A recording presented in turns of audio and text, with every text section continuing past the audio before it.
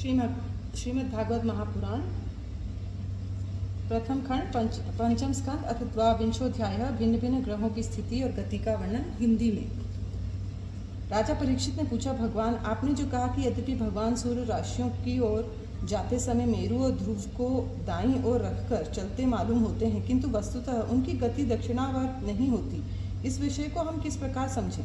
श्री शुकदेव जी ने कहा, राजन, जैसे कुम्हार के घूमते हुए चाक पर बैठकर उसके साथ घूमती हुई चींटी आदि की अपनी गति उसे भिन्न है, क्योंकि वह भिन्न भिन्न समय में उस चक्र के भिन्न भिन्न स्थानों में देखी जाती है, उसी प्रकार नक्षत्र राशियों से उपलक्षित काल चक्र में पढ़कर ध्रुव और मेरु को दाएं रखकर घूमने वाले सूर्य आदि ग्रहों की गति वास्तव में उससे भिन्न ही है, क्योंकि वे काल भेद से भिन्न भिन्न राशि और नक्षत्रों में देख पड़ते हैं।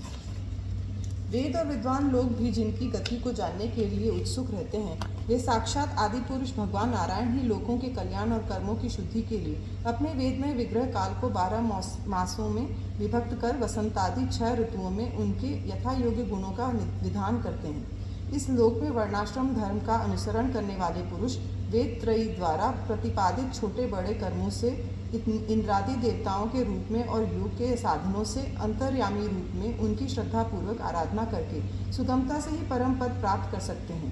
भगवान सूर्य संपूर्ण लोकों के आत्मा हैं। वे पृथ्वी और द्युलोक के मध्य में स्थित आकाश मंडल के भीतर कालचक्र में स्थित होकर 12 मासों को भोगते हैं, जो संवत्सर के अवयव हैं और मेष आदि राशियों के नाम से प्रसिद्ध हैं। इनमें से प्रत्येक मास चंद्रमान से शुक्ल और कृष्ण 2 पक्ष का, पितृमान से 1 रात और 1 दिन का तथा सौरमान से 2.25 नक्षत्र का बताया जाता है। जितने काल में सूर्यदेव इस संवत्सर का 6ठा भाग भोगते हैं, उसका वह अवयव ऋतु कहा जाता है। आकाश में भगवान सूर्य का जितना मार्ग है, उसका आधा वे जितने समय में पार कर लेते हैं, उसे एक अयन कहते हैं, तथा जितने समय में वे अपनी मन तीव्र और समान गति से स्वर्ग और पृथ्वी मंडल के सहित पूरे आकाश का चक्कर लगा जाते हैं, उसे अवान्तर भेद से संवत्सर, परिवत्सर, इडावत्सर, अनुवत्सर अथवा वत्सर कहते हैं। इसी प्रकार सूर्य की किरणों से 1 लाख योजन ऊपर चंद्रमा है। उसकी चाल बहुत तेज है, इसलिए वह सब नक्षत्रों से आगे रहता है।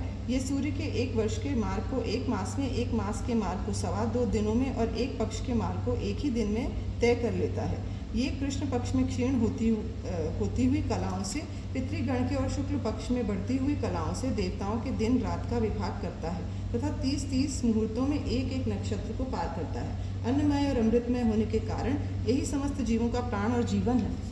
ये जो 16 कलाओं के युक्त मनोमय, अन्नमय, अमृतमय पुरुष स्वरूप भगवान चंद्रमा हैं, यही देवतर, पितर, मनुष्य, भूत, पशु, पक्षी, सरीसृप और वृक्षादि समस्त प्राणियों के प्राणों का पोषण करते हैं, इसलिए इन्हें सर्वमय कहते हैं। चंद्रमा से 3 लाख योजन ऊपर अभिजित के सहित 28 नक्षत्र हैं। भगवान ने इन्हें काल चक्र में नियुक्त कर रखा है, अतः ये मेरु को दाईं ओर रखकर घूमते रहते हैं। इनसे 2 लाख योजन ऊपर शुक्र दिखाई देता है। ये सूर्य की शीघ्र, मंद और समान गतियों के अनुसार उन्हीं के समान कभी आगे, कभी पीछे और कभी साथ साथ रहकर चलता है। ये वर्षा करने वाला ग्रह है, इसलिए लोगों को प्रायः सर्वदा ही अनुकूल रहता है। इसकी गति से ऐसा अनुमान होता है कि एक वर्षा रोकने वाले ग्रहों को शांत कर देता है। शुक्र की गति के साथ साथ बुध की भी व्याख्या हो गई। शुक्र के अनुसार ही बुध की गति भी समझ ली नहीं चाहिए। ये चंद्रमा का पुत्र शुक्र से 2 लाख योजन ऊपर है। ये प्रायः मंगलकारी ही है, किंतु जब सूर्य की गति का उल्लंघन करके चलता है, तब बहुत अधिक आंधी, बादल और सूखे के भय की सूचना देता है। इससे 2 लाख योजन ऊपर मंगल है। वह यदि वक्र गति से न चले तो 1-1 राशि को 3-3 पक्ष में भोगता हुआ 12 राशियों को पार करता है। ये अशुभ ग्रह है और प्रायः अमंगल का सूचक है। इसके ऊपर 2 लाख योजन की दूरी पर भगवान बृहस्पति जी हैं। ये यदि वक्र गति से न चलें तो 1-1 राशि को 1-1 वर्ष में भोगते हैं। ये प्रायः ब्राह्मण कुल के लिए अनुकूल रहते हैं। बृहस्पति से 2 लाख योजन ऊपर शनैश्चर दिखाई देते हैं। ये 30-30 महीने तक 1-1 राशि में रहते हैं, अतः इन्हें सब राशियों को पार करने में 30 वर्ष लग जाते हैं। ये प्रायः सभी के लिए अशांति कारक है। उनके ऊपर 11 लाख योजन की दूरी पर कश्यप आदि सप्तर्षि दिखाई देते हैं। ये सब लोगों की मंगल कामना करते हुए भगवान विष्णु के परम पद ध्रुवलोक की प्रदक्षिणा किया करते हैं। इति श्रीमद् भागवते महापुराणे पारमहंस्यायां संहितायां पंचम स्कंधे ज्योतिष चक्र वर्णने 22वाध्याय।